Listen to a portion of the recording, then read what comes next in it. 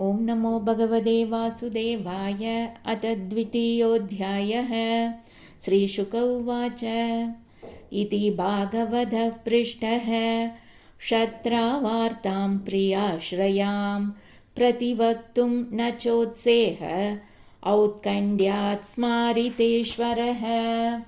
यः पञ्चहायनो मात्रा प्रातराशाय याचितः तन्नैच्छद् रचयन् यस्य सपर्यां बाललीलया स कथं सेवया तस्य कालेन जरसं गतः। पृष्टो वार्तां प्रति ब्रूयात् भर्तुः पातावनुस्मरन् स मुहूर्तम् अभूत् तूष्णीं कृष्णाङ्घ्रिसुधया भृशम्। तीव्रेण भक्तियोगेन निमग्न साधु निर्वृतः पुलगोद्भिन्न सर्वाङ्गो मुञ्जन् मीलदृशा शुचः।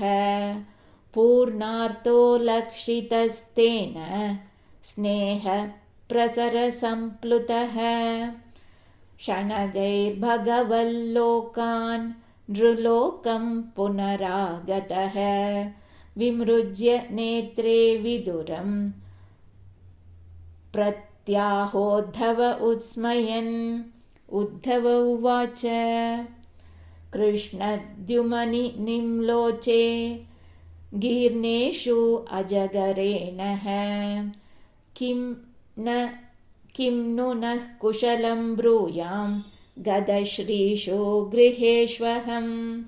दुर्भगो भदलोकोऽयं यदवो नितरामपि ये संवसन्तो न विदुः हरिं मीना इवोडुपम्। इङ्गितज्ञा पुरप्रौढा एका रामाश्च सात्वताः सात्वतां वृषभं सर्वे भूतावासम् अमंसथ। देवस्य मायया स्पृष्टा ये चान्यद् असदाश्रिताः भ्राम्यते दीर्णतद्वाक्यैर् आत्मनि उक्तात्मनो हरौ। प्रदर्शयातप्ततपसाम् अवितृप्तदृशां नृणाम् आदाय अन्तरधात्यस्तु स्वबिम्बं लोकलोचनम्। यन्मर्त्यलीलौपैगं स्वयोगमायाबलं दर्शयथा गृहीतं विस्मापनं स्वस्य च सौभगर्देः परं पदं भूषणभूषणाङ्गम्। यद्धर्मसूनोर्बधराजसूये निरीक्ष्य दृक्स्वस्त्ययनं त्रिलोकः कात्स्नेन चाद्येह गदं विधातुः अर्वाक्श्रुतौ कौशलम् इत्यमन्यथ। यस्यानुरागप्लुतः सरास लीलावलोकप्रतिलब्धमानाः व्रजस्त्रियो दृग्भिरनुप्रवृत्त धियो वदस्तु किल कृत्यशेषाः।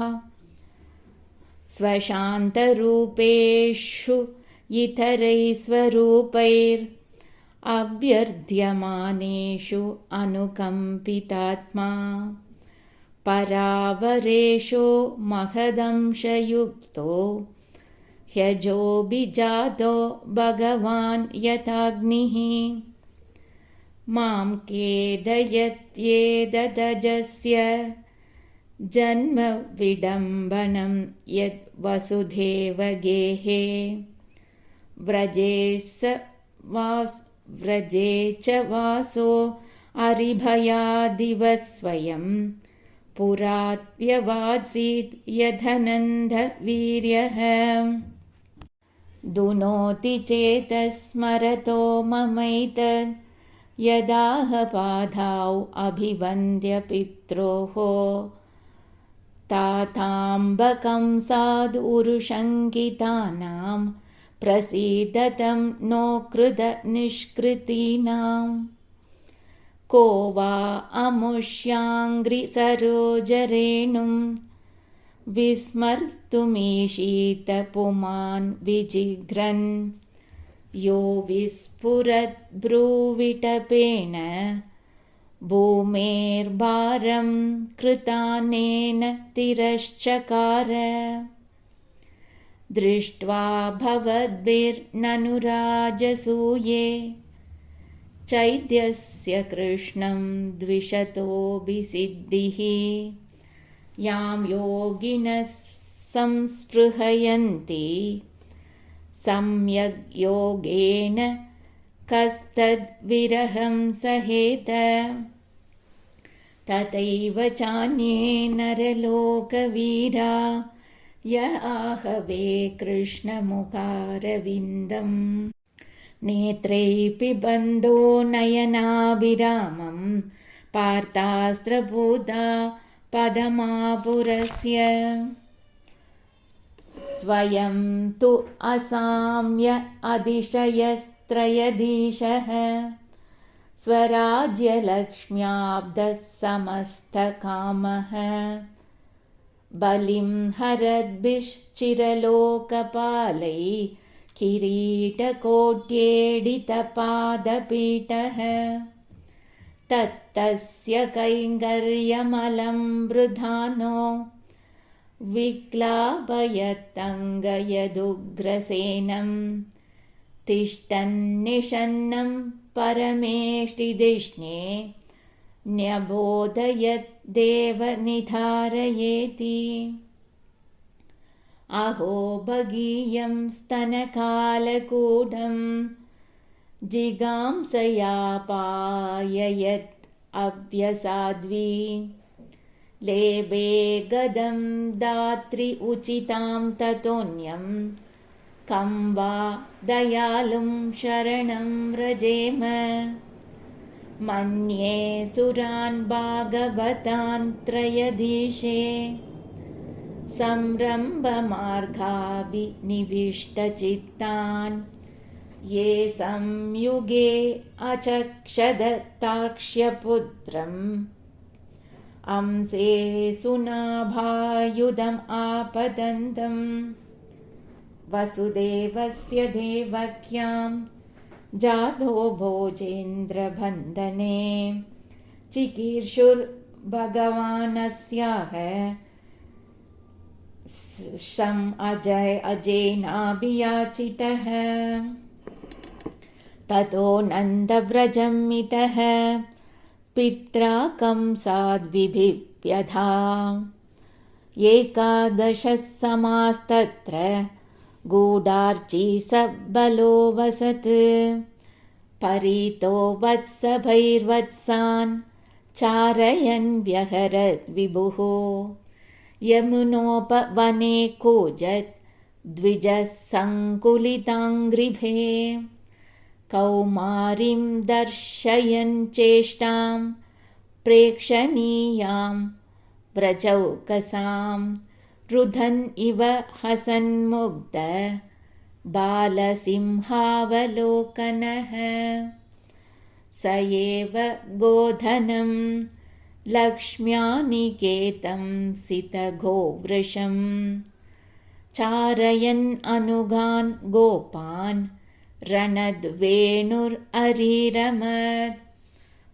प्रयुक्तान् भोजराजेन मायिनः कामरूपिणः लीलया व्यनुदत्तान् तान् बालक्रीडनकानिव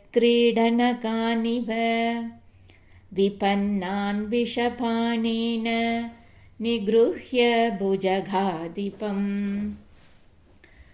उत्थाप्य अपाययद्गावः तत्तोऽयं प्रकृतिस्थितम् अयाजयद्गोसवेन गोपराजं द्विजोत्तमैः वित्तस्य चोरुभारस्य चिकीर्षन् स्तव्ययं विभुः वर्षदीन्द्रे व्रजगोपाद् भग्नमाने अधिविह्वलः गोत्रलीलादपत्रेण त्रातो भद्रानुगृह्णथा शरच्चसीकरैर्मृष्टं मानयन् रजनीमुखं गायन् कलपदं रेमे स्त्रीणामण्डलमण्डनः। श्रीहरये नमः, श्रीहरये नमः, श्रीहरये नमः।